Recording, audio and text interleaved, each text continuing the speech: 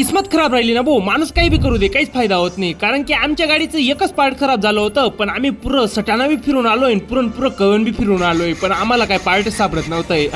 तर जय शिवराय म्हणजे मी तुमचा नाना ब्लॉगर. तर आज आहे ना भाऊ, पप्पांनी ना आपला डायनोसॉर लावलेला होता कामाला, आणि आपल्या डायनोसॉरची गंमत अशी की अर्धे पार्ट भेटतात अर्धे भेटत नाही. मग जे भेटत नाही ना ते घेण्यासाठी आम्ही निघालो होतो सटाण्याकडे. आणि सटाण्यामध्ये आल्यानंतर सर्वात पहिले आम्ही प्रकट झालो म्हणजे आपल्या शोरूम मध्ये. आणि इथं येऊन कळालं की आपण जे पार्ट घेण्यासाठी आलो होतो ना त्याच्यामध्ये फक्त एकच पार्ट भेटलाय, आणि गाडीचे शॉक अप्सर तर भेटत बी नाही. मग आम्ही बी डोकं लावलंय, म्हटलं हे शॉक अप्सर रिपेअर करायचे आता. मग काय शॉक अप्सर रिपेअरिंगला लावून दिले, आणि शॉक अप्सर रिपेअरिंग वाल्याने ना भाऊ आपले 3 वर्ष जुने शॉक अप्सर डायरेक्ट नव्यासारखे करून दिले. मग आम्ही शॉक अप्सर उचलले आणि डायरेक्ट आपल्या मेकॅनिक कडे आलोय. इथे आल्यानंतर आम्हाला परत कळालं की अजून एक पार्ट कमी आहे. मग तो पार्ट घेण्यासाठी ना आम्ही कळवणकडे निघालो होतो. मग त्याच क्षणी ना तो पार्ट घेतला मेकॅनिक कडे दिला. म्हटलं भाऊ आवडता, आणि मी तर भाऊ आता ठरवूनच घेतलं होतं. म्हटलं रात्रीचे 12 का वाजे ना पण पुरं काम झाल्याशिवाय जायचंच नाही, आणि तेच झालंय बरं का. खरंच रात्रीचे 9 वाजून गेले. मग तुम्ही आता माझे व्हिडिओ कोणत्या तालुक्यातून बघताय कमेंट मध्ये नक्की सांगा बरं का. Bye bye.